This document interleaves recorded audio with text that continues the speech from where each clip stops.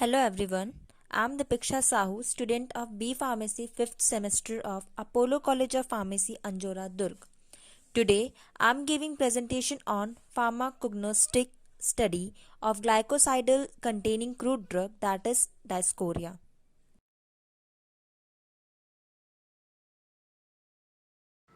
So let's go. First, synonyms. Diascoria is known with various names like Diascoria paniculata, plant genus, genus Diascoria, and Diascoriaceae. Biological sources: dried tubers of a number of wild and cultivated Diascoria species like D. deltoideal wall, D. Prazerii brain, D. Floribuda and D. composite, and it belongs to a family Diascoriaceae. Geographical sources: it is present in North America, Japan, China, Mexico, India, and Nepal. In India, the plant grows widely in western Himalayas, Karnataka. Cultivations and collections: the wide variety of soils, but light soil is good as harvesting of tubers is easier in such soil. It is extremely heavy clay soils. It moderate to heavy rainfall area. Then microscopy. Diascoria consists of the dried tubers of a number of wild and cultivated stout horizontal creeping, freely branched about 10 cm long, 1.5 to 2 cm wide, grey brown blackish, fresh white or creamy, and its odor is odorless and taste is bitter. Microscopy. As shown in figure, a virus latent in yam species Diascoria floribuda and D. composita was purified by a use of powdered activated charcoal and magnesium treated bentonite to clarify extracted Diascoria leaf sap. Diascoria leaf sap, the virus produce a single band in sucrose density gradients. Chemical constituent: steroidal saponin glycosides contains diazines and its aglycone is diazosine. It is having a small quantity of hecogene. Then second, resin, it is having botagen, alkaloids, diascorin, sterol having cholesterol, stigmasterol and p-cytosterol. Extraction and isolation. It is a very simple method for determining diazine in Diascoria. Tubers involving extraction and gas liquid chromatography has been developed and used in our laboratory for the last 6 years.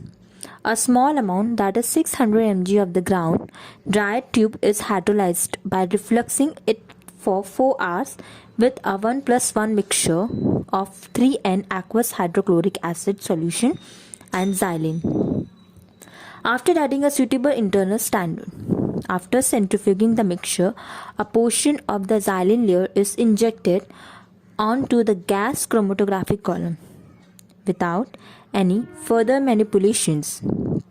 Hydrolysis conditions were examined to ensure that the release of diazine was complete and its degradations as minimum.